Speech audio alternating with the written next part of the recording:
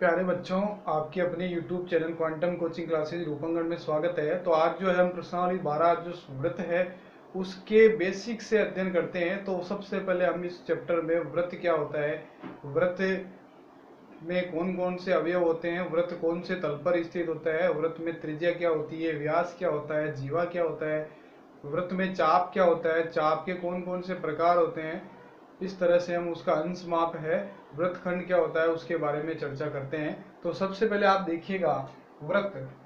तो व्रत क्या होता है? वृत्त एक समतलीय आकृति है। वृत्त एक समतलीय वृत्त एक समतलीय वृत्त एक समतलीय आकृति है। इसका मतलब क्या हुआ कि हम समतल में वृत्त को बना सकते हैं। एक वृत्त का निर्माण करने के लिए हमें समतल चाहिए होता है। यानी कि कहने का मतलब ये है कि हम उबड़ खाबड़ जगह में सर्कल का निर्माण नहीं कर सकते। जैसे कि मेरे पास ये कोई प्लेन है, इस प्लेन में मैं सर्कल इजीली बना सकता हूँ। तो जैसे कि ये कोई है, ये कोई प्लेन है, इसमें मैंने कोई आपके सामने कोई सर्कल बनाया।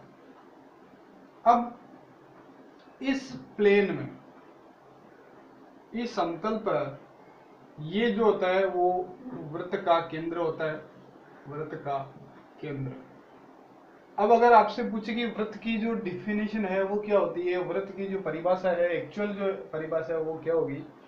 वृत्त की जो परिभाषा है, एक वृत्त किसी तल के, एक वृत्त जैसा कि मैंने बताया है, अपने पास ये समतल है, ये समतल के उन सभी बिंदुओं का समूह होता है जो एक स्थिर बिंदु से ये जो है नियत दूरी पर या बराबर दूरी पर स्थित होता है। जैसे यहाँ से ये दूरी, इन दूरियों को अगर आप मिलाओगे तब जाकर के जो आकृति जनित होगी उसी को हम वृत्त बोल सकते हैं। यानी कहने का मतलब ये है कि ये एक स्थिर बिंदु है, इस स्थिर बिंदु से ये दूरी, स्थिर बिंदु से ये दूरी, स्थिर बिंदु से ये दूरी, स्थिर बिंदु से ये दूरी बराबर होती है। ठीक है। अब स्थिर बिंदु से ये जो दूरी है सभी जगह समान होगी, और इन समान जगह पर अगर हम इनको, इसका अगर कोई बिंदु पथ ले, बिंदुओं का रास्ता बनाए, तो उससे जो जनित है आकृति जो है वो वृत्त कहलाती है। अब ये जो है वो वृत्त का केंद्र होता है, जिसको O से डिनोट करते हैं। वृत्त का केंद्र O। वृत्त के केंद्र से वृत्त की परिधि पर स्थित बिंदु को मिलाने से, मतलब मान लीजिए कि ये बिंदु A है, वृत्त की परिधि पर स्थित बिंदु को वृत्त के केंद्र से मिलाने वाला रेखाखंड वृत्त की त्रिज्या कहलाता है। यानी कि जैसे मैं आपको शॉर्ट में बताना चाहूं तो वृत्त एक समतलीय आकृति है। उसके बाद मैंने आपको बताया त्रिज्या। त्रिज्या क्या होती है? त्रिज्या होती है वृत्त के केंद्र से परिधि पर स्थित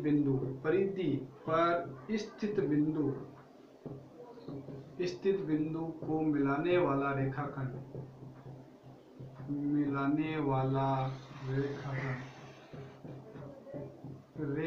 क्या कहलाता है? त्रिज्या कहलाता है। त्रिज्या। इसका मतलब क्या हुआ, एक जो वृत्त है उसमें ये जो दूरी है वो त्रिज्या है, जिसको r से लिखते हैं। ये भी वृत्त की त्रिज्या है, इसको r से लिखेंगे। ये भी त्रिज्या है, ये भी त्रिज्या है। यानी क्या हुआ, एक वृत्त की सभी त्रिज्याएं क्या होती है? एक वृत्त में सभी त्रिज्याएं समान होती है। तो एक वृत्त में सभी त्रिज्याएं समान होती है। यानी इनका जो माप होता है, इनका जो मेजरमेंट है वो समान होगा। अगर केंद्र से नियत दूरी जो है उसको त्रिज्या बोलते हैं, और इस एक वृत्त में सभी जो त्रिज्या होती है वो समान होती है। वृत्त की जो त्रिज्या है, त्रिज्या के बाद जो है वो होता है व्यास। व्यास क्या होता है कि वृत्त के केंद्र से गुजरने वाला रेखाखंड जिसके दोनों सिरे वृत्त की परिधि पर स्थित हो।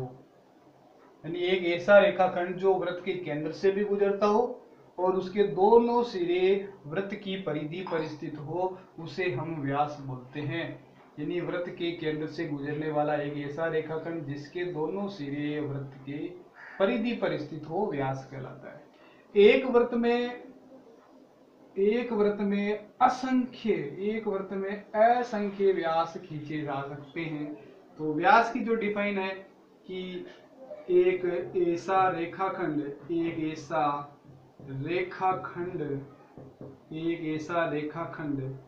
जिसके दोनों सिरे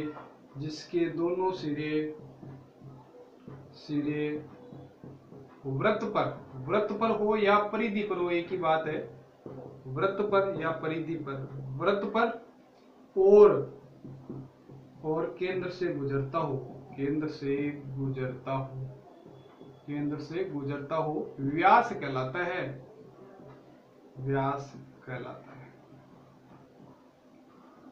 ठीक है, यानी कि एक ऐसा रेखाखंड जो वृत्त के केंद्र से भी गुजरता है और वृत्त की परिधि पर स्थित जो दो बिंदु है वो परिधि पर स्थित बिंदु होने चाहिए और वो केंद्र से गुजरता हो। एक वृत्त में असंख्य व्यास खींचे जा सकते हैं।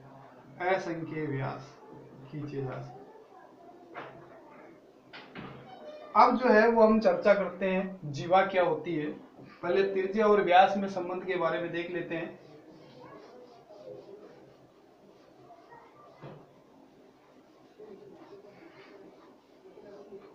देखिए त्रिज्या और व्यास में क्या संबंध होता है। त्रिज्या व व्यास में संबंध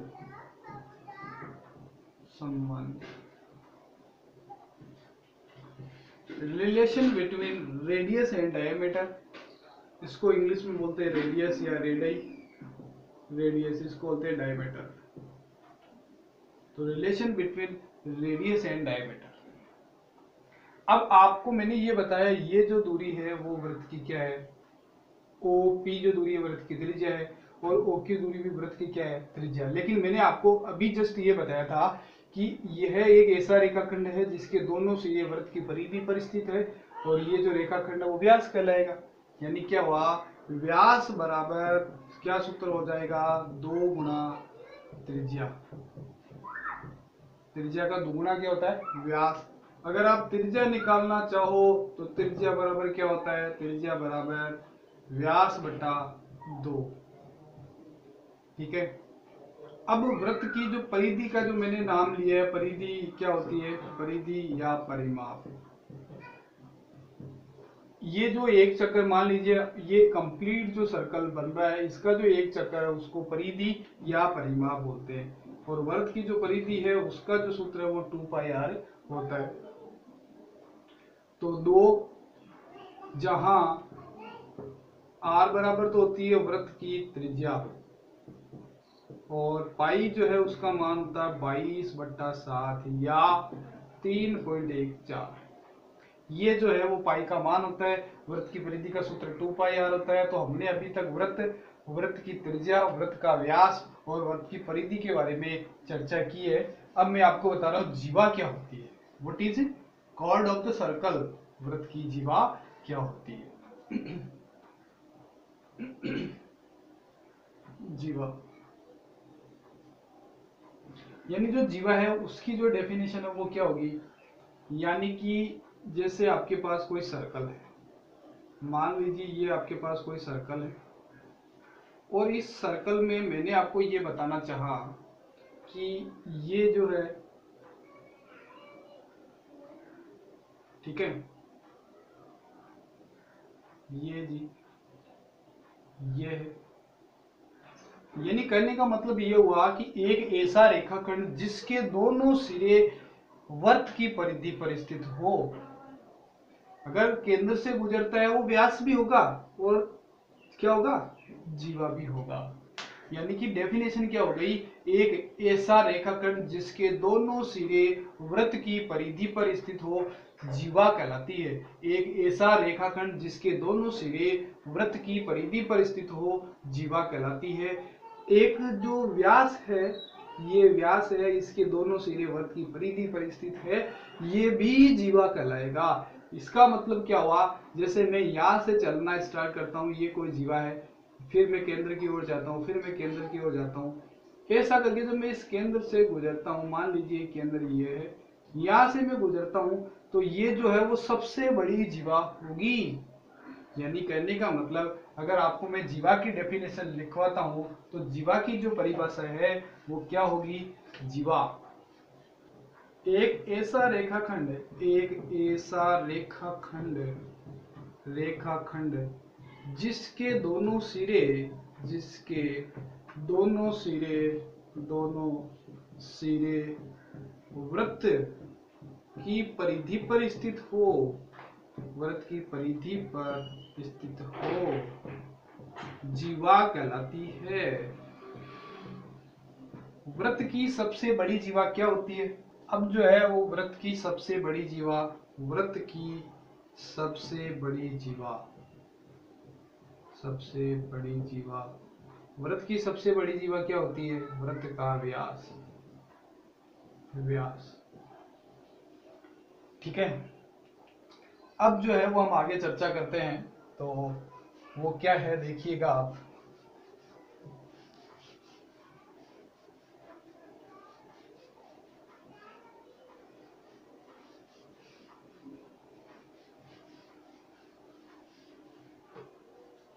अब मैं आपको ये बताना चाह रहा हूँ कि एक वृत्त जिस तल पर स्थित होता है, एक वृत्त जिस तल पर स्थित होता है, मान लीजिए ये कोई वृत्त है, ये जिस तल पर स्थित है, ये कितने भागों में विभाजित किया जाता है? तो सबसे पहले एक वृत्त जिस तल पर स्थित होता है उसे 3 भागों में, कितने भागों में? 3 भागों में विभाजित किया जा सकता है। 3 भागों में विभाजित, वो कौन कौन से हो गए? मान लीजिए कोई बिंदु यह है, तो हम इसको बोलेंगे वृत्त की परिधि पर। पहला तो हो गया इसका वृत्त पर या परिधि पर। दूसरा जो भाग है, मान लीजिए कोई बिंदु यह है, तो ये वृत्त के किस भाग में स्थित है? ये वृत्त के अभ्यंतर में। कौन से भाग में स्थित है? अभ्यंतर में, और ये भाग अंदर है। ठीक है, अब मान लीजिए कोई बिंदु वृत्त की, जैसे कि यहाँ से ये बिंदु है, वृत्त की त्रिज्या से अधिक दूरी, मान लीजिए ये यहाँ है, तो ये बाहर स्थित है, तो इसको कौन सा भाग बोलेंगे? बहिर्भाग, बहिर्भाग। यानी कि कहने का मतलब यह है, एक वृत्त जिस तल पर स्थित होता है उसे 3 भागों में विभाजित किया जा सकता है, वृत्त पर, वृत्त के अभ्यंतर और वृत्त के बहिर्भाग में। ठीक है, अब देखिए आगे, अब है चाप क्या होता है। मान लीजिए आपके पास कोई वृत्त है, आपके पास कोई वृत्त है,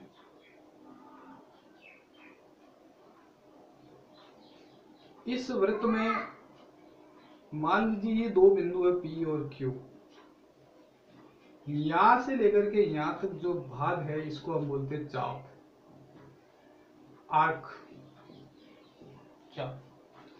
अब इस चाप के कितने प्रकार हो गए? ये तो अपने पास हो गया एक P से लेकर के Q तक चाप, और ये हो गया एक बड़ा वाला चाप। यानी चाप के कितने प्रकार हो गए?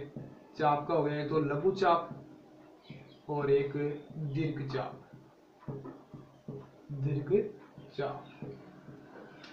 अब लघु चाप कौन सा होता है, दीर्घ चाप कौन सा होता है? लघु का मतलब ऐसे सब शाब्दिक करता है, छोटा चाप होगा, यानी P से लेकर के Q तक जो चाप है उसको PQ चाप बोलेंगे। ये हो गया आपके लघु चाप। ठीक है, अब हमें दीर्घ चाप का नाम लिखना है, तो मान लीजिए मैंने कोई बिंदु ये ले लिया R, तो ये PRQ, PRQ जो है वो होगा अपने दीर्घ चाप, PRQ दीर्घ चाप। चाप को लिखने का जो तरीका है ये, जैसे आपको चाप ए भी लिखना है तो ये चाप ए, नाम लिखने की जरूरत नहीं है, चाप आप ये चिन्ह बना सकते हो। तो ये हो गया लघु चाप और दीर्घ चाप।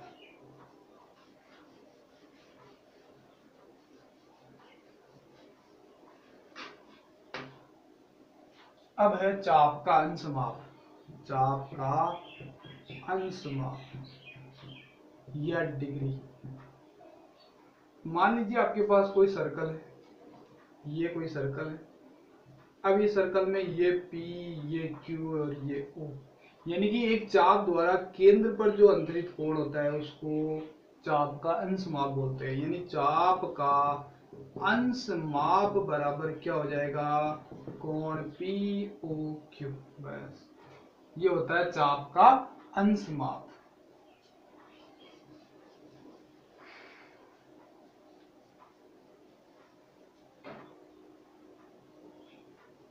अब है वृत्तखंड। वृत्तखंड,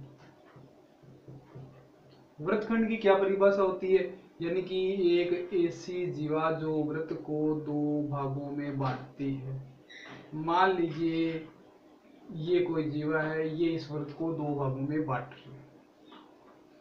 सीधा सा हमें इस चित्र में दिख रहा है कि जो दो वृत्तखंड होंगे, मतलब जो जीवा है वो दो भागों में बांटती है, वो दो वृत्तखंड कहलाते हैं। अब ये जो भाग है ये होता है लघु वृत्तखंड, लघु वृत्तखंड। और बड़ा वाला जो भाग है वो होता है दीर्घ वृत्तखंड। अब अगर मेरा प्रश्न ये हो कि आप बताइए कि वृत्त का केंद्र हमेशा किस भाग में स्थित होता है, तो वृत्त का केंद्र हमेशा दीर्घ वृत्तखंड में स्थित होता है। कौन से वृत्तखंड में स्थित होता है, तो दीर्घ वृत्तखंड। और कौन से भाग में स्थित होता है, तो वृत्त के अभ्यंतर। कौन सी जगह होता है, अभ्यंतर। दोनों में डिफरेंस है, तो ध्यान रखिए, दीर्घ वृत्तखंड और अभ्यंतर। वृत्तखंड हो गया। अब आप आगे देखिए,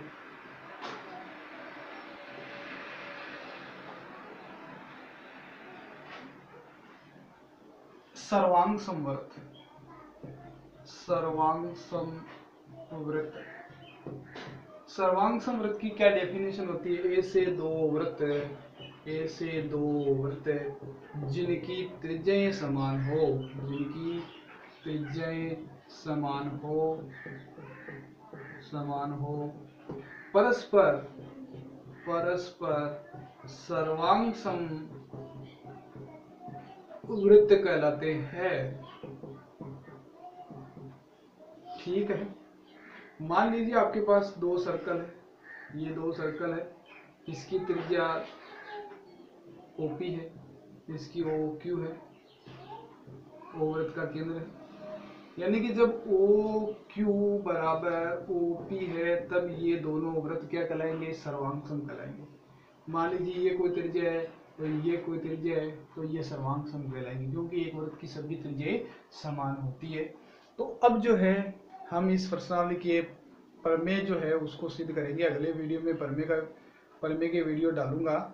और यदि आप हमारे चैनल पर अभी तक नए हैं तो चैनल को सब्सक्राइब कीजिए, बेल आइकन को प्रेस कीजिए, ताकि आने वाली अपडेट आप तक पहुंच सके।